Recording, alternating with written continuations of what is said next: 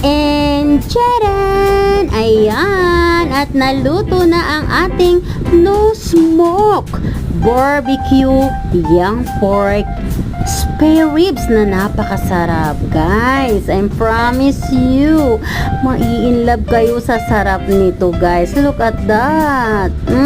At alam nyo ba, sobrang lambot nito, will truly melt on your mouth. Yes, tama ang narinig nyo. Talagang magmi-melt yan sa bibig nyo sa lambot. And sobrang sarap.